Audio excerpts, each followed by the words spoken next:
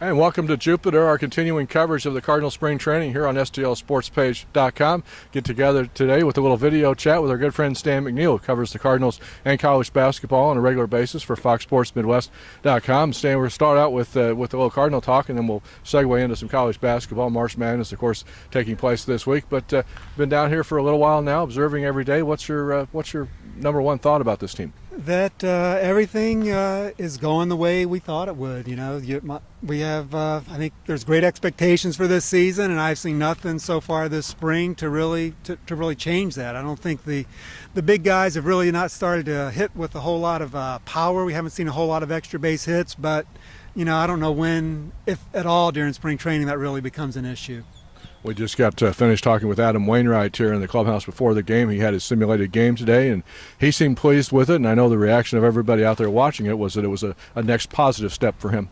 Yeah, I mean, the way I see it, today's Monday. Adam will make his first spring start on Saturday.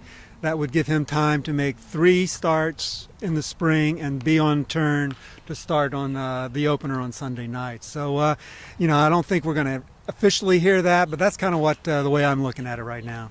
Unfortunately, Carlos Martinez, a little bit of a rough start yesterday in Fort Myers. The battle for the 5th starter, everybody still thinks he's the favorite, but the way Marco Gonzalez is pitching, and don't discount Jaime Garcia, that's still a decision to be made later on this spring. That's, especially with Jaime, I think Jaime's kind of been a surprise to even the club as just being as healthy and looking as sharp as he has early on. So, I still think that's Carlos's job. I think they've just kind of leading him down that path. If he has a couple of more rough outings, maybe we'll see. But even yesterday, his first two innings were pretty good. So, like I say, I still think that's his job to lose.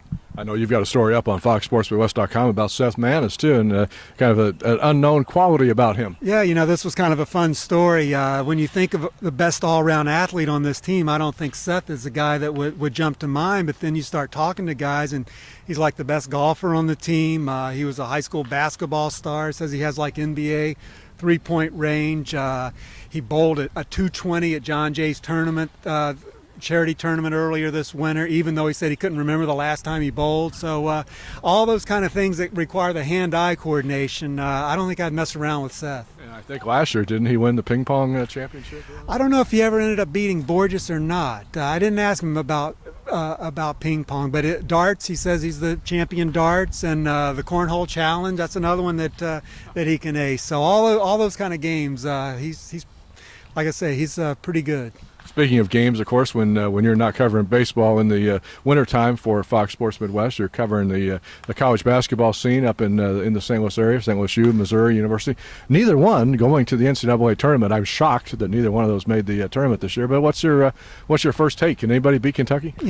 I don't know. I mean, I think it's going to be really interesting. If the SEC was improved, as a lot of people said, I don't see Kentucky losing. If the SEC wasn't that good as it wasn't last year, then maybe Kentucky's undefeated record in conference is not as impressive as some people think it is, and they'll be tested more than we might think. But I think that I would say they're a lock to make the Final Four. I do think a team like Wisconsin or Arizona, maybe Virginia, and I even look at Gonzaga. I think these are teams that could challenge them. But the thing about Kentucky is they're the kind of team that can have a poor shooting night and still win because their defense is just so strong.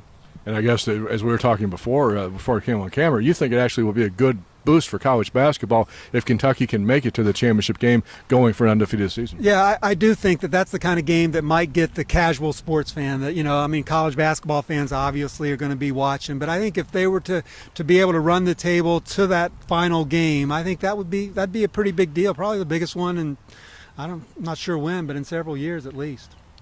That's Stan McNeal. A couple more questions about baseball. Getting back to that before we wrap this up. With about 3 weeks or so to go down here in Jupiter, what are you still looking to see? What's left on the agenda that you think questions this team needs to answer? Well, I think the end of the roster is still pretty interesting. There's a lot of guys in play for what I think is one spot. If you look at the fact they have 5 bench guys, I think 4 of those spots will go to Reynolds, Cruz, Borges. I think Pete Kozma has one. So that leaves guys like Ty Kelly, Randall Gritchick, Tommy Pham, Dean Anna, and I'm sure I'm leaving out someone, but that leaves those guys kind of going for that 25, that last spot on the roster. And and it's I think Tommy Pham was kind of turning some heads here until he got injured. I just was speaking with him. He thinks he should be back or could be back on Thursday, which would still give him enough time to kind of get back into the running in that, I think. Well, you can check out all of Stan's coverage on FoxSportsmanWest.com, as well, of course, as our coverage here on the STLSportsPage.com, continuing throughout spring training here in Jupiter. Reporting, Rob Rains for STLSportsPage.com.